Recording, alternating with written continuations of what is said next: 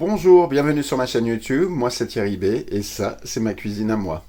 Alors je me mets devant le Cookéo, parce que le Cookéo c'est vrai que c'est un très très bel appareil, mais qui a un gros problème, c'est que les gâteaux n'ont jamais vraiment été exceptionnels à l'intérieur.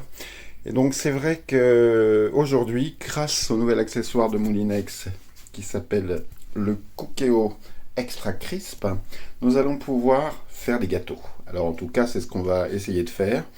Aujourd'hui, je vais faire une recette qui n'est pas dans les recettes Moulinex, mais qu'on va pouvoir adapter, moi je l'espère en tout cas. Je ne sais pas encore quel sera le résultat final, mais on va essayer de faire au mieux. Donc, je vais essayer de vous faire une tarte tatin directement dans le Cookéo et voir un petit peu quel est le résultat. Donc je vais mettre ici du sucre, donc à peu près 120 g de sucre. J'ai pris du sucre cassonade, voilà, avec une cuillère d'eau. Je vais mettre en route mon Cookéo. Voilà, je le mets en route. On va aller directement en mode doré pour certains et pour les autres, ça sera en rissolage fort, donc mode manuel. Je vais sur rissolage et je vais sur rissolage fort. Je lance tout simplement et on va attendre que le caramel se fasse. Une fois que le caramel sera fait, on va pouvoir prendre, voilà, j'ai pris 4 pommes. On va voir un petit peu ce qu'on va pouvoir y mettre dans la cuve. C'est vrai que c'est un peu le problème de Cookéo. On est obligé d'adapter un peu les recettes en fonction de la cuve. Si j'avais fait une tarte tatin, je pense que j'aurais pris un plat de 28 cm, quelque chose comme ça, pour le mettre directement au four. Aujourd'hui, on va essayer de faire un gâteau un petit peu plus petit, mais qui j'espère, aura un résultat satisfaisant. Donc c'est un essai, on va le faire ensemble, et puis en fin de recette, bien évidemment, je vais pouvoir vous dire si vraiment on a réussi à faire une belle tarte tatin, si on a réussi à la démouler, voilà, c'est un peu toutes les questions dont on se pose. Est-ce que le Cookéo crisp, extra crisp va nous permettre vraiment d'avoir un résultat optimum, sans fumée, sans trop d'odeur, en tout cas des résultats identiques au four. Donc pour le moment, voilà, c'est parti tranquillement, on va laisser faire le sucre pour qu'il se caramélise, et une fois que le sucre sera caramélisé, j'y mettrai mes quartiers de pommes que j'ai coupés en 6 et qu'on va laisser, qu'on mettra dedans avec du beurre. Alors on mettra du beurre aussi, 70 g de beurre que je prépare en même temps, en petits morceaux, et que j'y mettrai une fois que mon caramel est terminé, pour y cuire un tout petit peu les pommes, pour qu'elle se caramélise. Et ensuite, on continuera la recette. Alors là, ce que j'ai fait, alors il n'y a rien d'obligé, mais ce que j'ai fait, j'ai pris un tout petit peu de beurre normal et j'ai pris un petit peu de beurre salé, parce que je me dis que caramel beurre salé, ça peut être pas mal aussi. Alors, j'ai souvent tendance à faire des essais.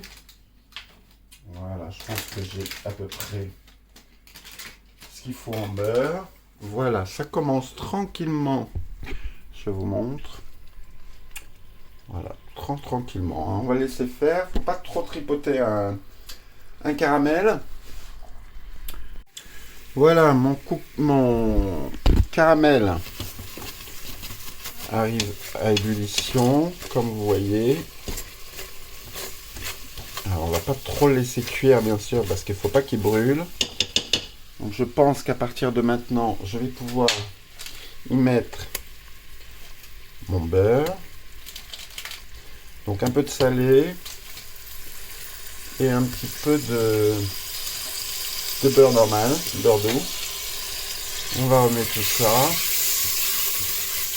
On est toujours en préchauffage fort ou en mode doré. Hein.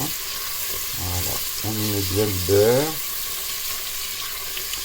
On mélange tout ça, on fait fondre le beurre.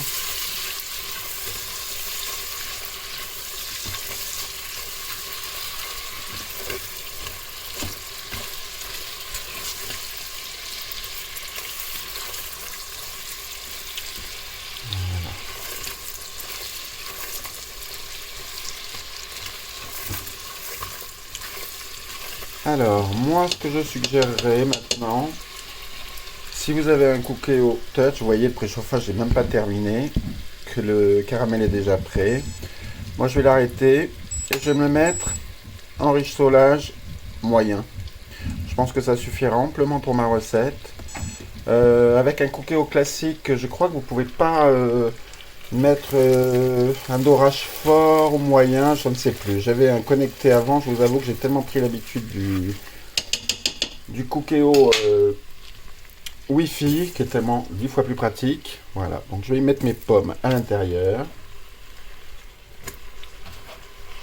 Et puis on va voir après ce qu'on peut mettre en plus ou en moins. Ce qui est important, c'est que toutes les pommes soient bien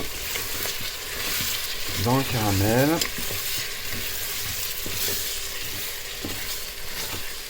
Là, on est donc en rissolage moyen.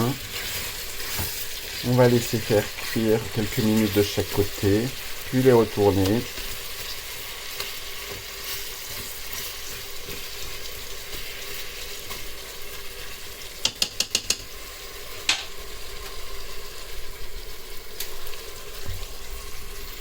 Allez, on laisse cuire. Alors, où en sont nos fameuses pommes? Ben, comme vous voyez, alors j'ai préféré remettre en cuisson manuelle bien sûr, mais en mode de rissolage fort parce que moyen, il n'y avait pas beaucoup de cuisson qui se faisait. Donc vous voyez, peut-être qu'en mode doré normal et en mode rissolage fort, c'est idéal. Vous laissez cuire, vous retournez un petit peu. Il ne faut pas que ça soit trop cuit. Hein. C'est vraiment histoire de 4-5 minutes, histoire que les pommes soient bien englobées. Alors elles vont pas vraiment caraméliser, mais elles vont déjà avoir une première cuisson grâce au caramel, enfin au sucre. Voilà. J'ai rajouté également quelques zestes de citron, parce que j'aime bien pomme citron dans la tarte tatin. Donc quelques zestes de citron non traités, bio bien sûr, que vous ajoutez aux pommes. Ça donne un petit goût sympa dans la tatin. Voilà, donc je pense qu'on est pas mal. Je vais pouvoir arrêter mon cookéo.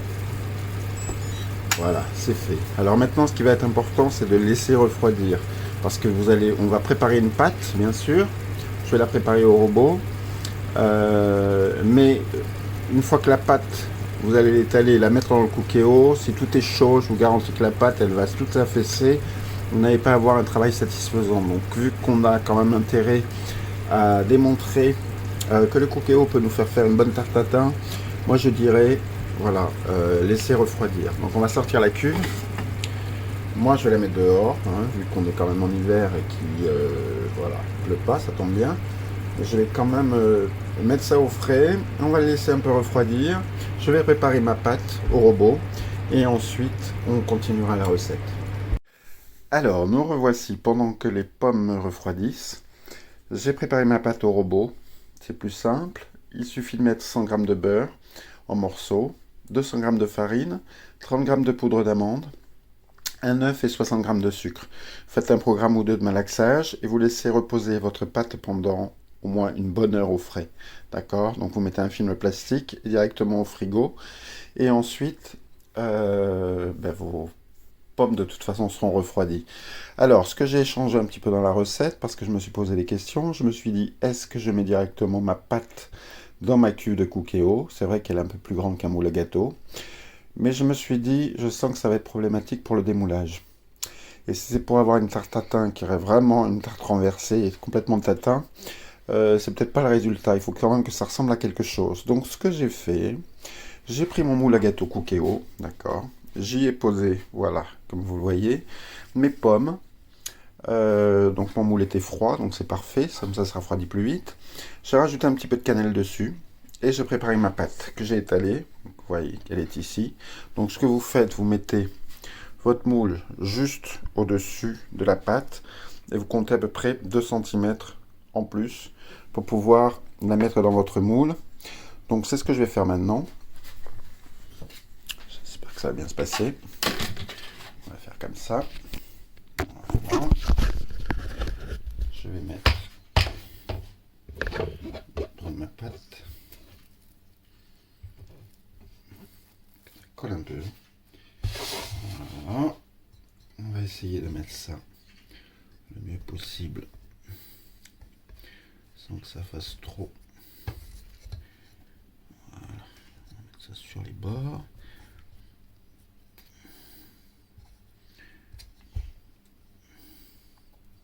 J'ai l'impression que j'ai beaucoup de pâte là.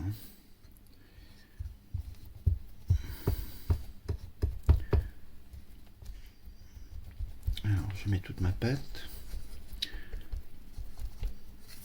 dans mon moule Cookéo. Alors peut-être qu'on peut le faire dans la cuve. Il faudrait que j'essaye une autre fois pour m'assurer que ça fonctionne proprement. Mais après, vu qu'il faut démouler, si le résultat est pas top,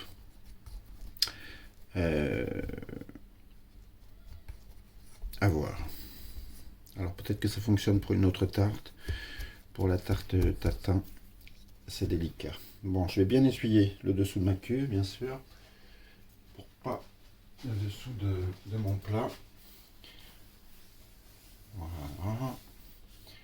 Je vais le mettre directement dans la cuve, d'accord? Donc pas d'eau, rien, vous voyez, la cuve. Le moule à gâteau dessus. Et ensuite, on va s'occuper de la cuisson. Voilà.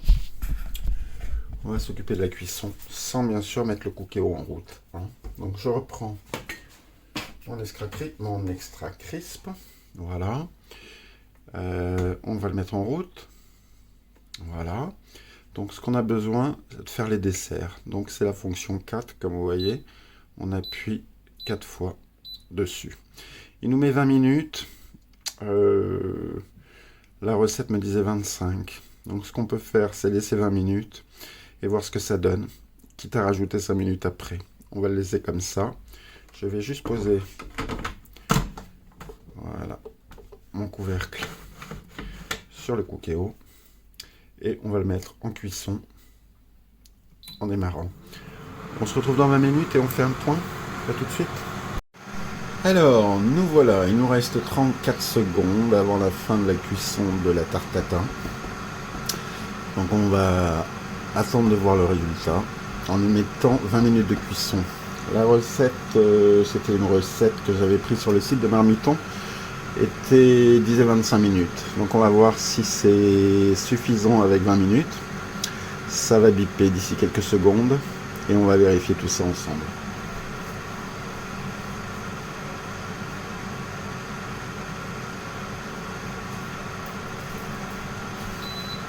Voilà, ça sonne. Je peux sortir. Vous voyez, ça s'arrête automatiquement. À quoi ressemble ma tarte? C'est assez cuit.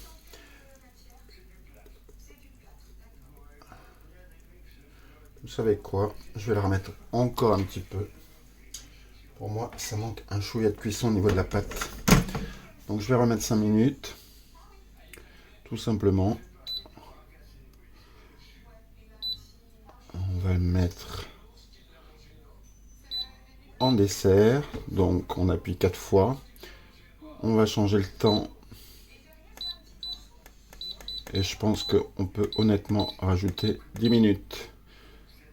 Voilà, c'est parti pour 10 minutes supplémentaires. Je pense que la pâte en avait vraiment besoin. Ensuite, ce que je vais faire, c'est vous montrer,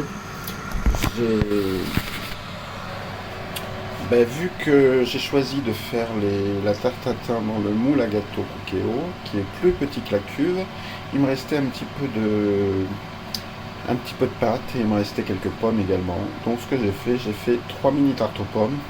Je doute que 4 rentreraient dans la cuve, c'est pour ça que j'en ai fait que 3. Et ensuite je les mettrai en cuisson directement au lieu d'allumer le four. On va faire l'essai, hein. Je vais les mettre directement dedans, dans le Cookéo, en cuisson avec le Moulinex extra crisp et voir un petit peu le résultat, voir si nos tartelettes va cuire aussi bien qu'au four avec le nouvel accessoire Moulinex. Donc on revient dans 10 minutes et on fait le point sur la cuisson de notre tarte tatin. A tout de suite. Nous revoici alors devant le Cookéo crisp pour la cuisson de la tarte tatin.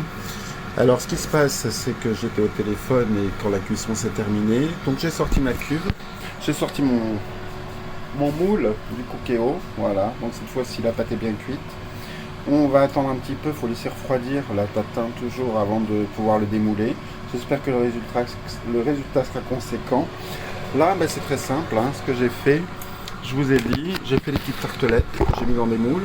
Alors j'ai bien fait d'en faire que 3 parce que 4 n'auraient pas rentré. Allez, je vous montre. Voilà, j'ai mes tartelettes qui commencent à cuire. C'est des petites tartelettes aux pommes avec les restants de pommes que j'avais. Donc j'ai mis ça pour 25 minutes. Donc on va voir le résultat une fois que c'est cuit. Et je vais vous montrer la tarte tatin une fois démoulée pour vous montrer un petit peu ce que ça donne au niveau cuisson avec le Moulinex Extra Crisp.